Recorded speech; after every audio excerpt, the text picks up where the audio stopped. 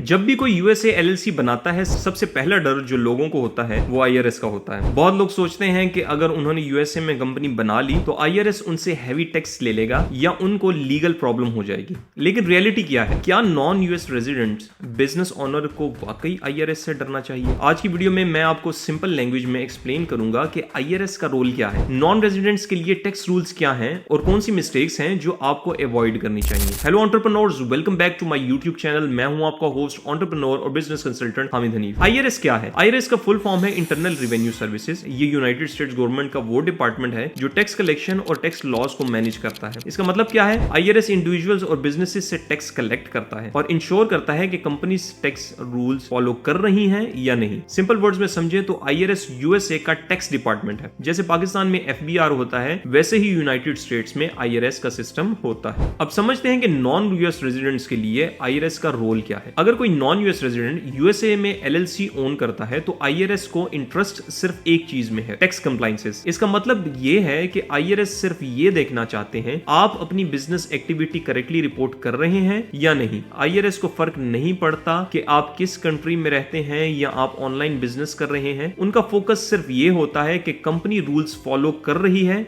या नहीं। अगर आप ट्रांसपेरेंट बिजनेस करते हैं और टाइम पे फाइलिंग करते हैं तो नॉर्मली आईआरएस के साथ कोई इशू नहीं होता। अब समझते हैं कि क्या नॉन रेजिडेंट्स को यूएस टैक्स देना पड़ता है? ये सबसे ज्यादा कंफ्यूजिंग क्वेश्चन है। बहुत लोग सोचते हैं कि अगर उन्होंने यूएसए एलएलसी बना ली है तो ऑटोमेटिकली उनको यूएस टैक्स देना पड़ेगा, लेकिन रियलिटी थोड़ी डिफरेंट है। अगर आप नॉन यूएस रेजिडेंट हैं, आपका बिजनेस मोस्टली ऑनलाइन ऑपरेट करता है, आपका ऑफिस या एम्प्लॉयज यूएस में नहीं है, तो कई केसेस में यूएस फेडरल इनकम टैक्स 0 भी हो सकता है। इसका रीजन यह है कि US tax system generally US source income पर अप्लाई होता है। अगर बिजनेस एक्टिविटी यूएस के अंदर फिजिकली ऑपरेट नहीं कर रही तो टैक्स सिचुएशन डिफरेंट हो सकती है। लेकिन एक इंपॉर्टेंट चीज याद रखें, चाहे टैक्स 0 हो, फाइलिंग रिक्वायरमेंट फिर भी होती है, आपको कंप्लायंसेस करनी पड़ती है। इसके बाद ये समझते हैं नॉन रेजिडेंट एलएलसी ओनर की इंपॉर्टेंट फाइलिंग्स क्या होती है। अगर आप सिंगल मेंबर एलएलसी ओन करते हैं और आप नॉन रेजिडेंट्स हैं तो जनरली आपको कुछ इंपॉर्टेंट आईआरएस फॉर्म्स फाइल करने होते हैं। सबसे कॉमन फॉर्म्स हैं वो